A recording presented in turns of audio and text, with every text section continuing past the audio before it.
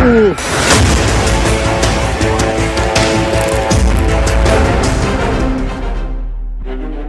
বিপ্লবী গার্ড বাহিনীর হামলায় ১৩টি মার্কিন ঘাঁটি পুরোপুরি ধ্বংস হয়ে গেছে।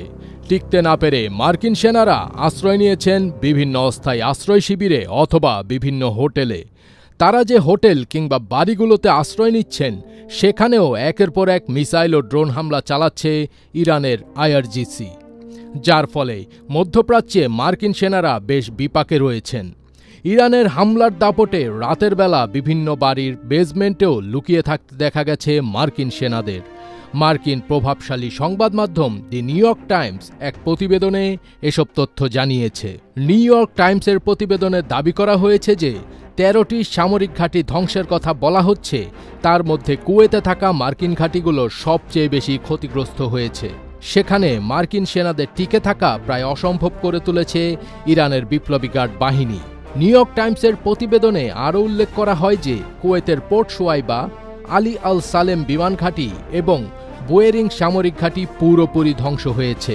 উল্লেখ্য যে যুদ্ধের শুরু থেকেই উপসাগরীয় অঞ্চলের দেশগুলোতে থাকা মার্কিন ঘাঁটিগুলোতে একের পর এক হামলা চালিয়ে আসছে ইরান।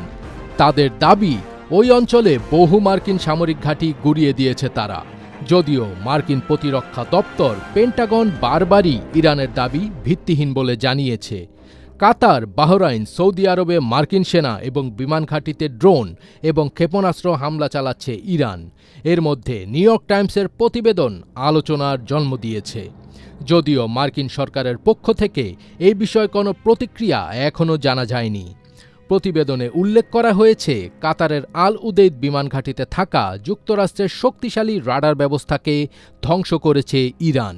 এই ঘাঁটিটি মার্কিন সেন্ট্রাল কমান্ডের আঞ্চলিক সদর দপ্তর ছিল। এছাড়া বাহরাইনে মার্কিন বাহিনীর 5th ফ্লিটের সদর দপ্তরেও হামলা করেছে ইরান। অন্যদিকে সৌদি আরবে প্রিন্স সুলতান বিমান ঘাঁটিতেও হামলা চালানো হয়। সব মিলিয়ে বলা চলে, মধ্যপ্রাচ্যে ইরানের ক্ষমতার কাছে হেরে গেছে মার্কিন বাহিনীর দাপট।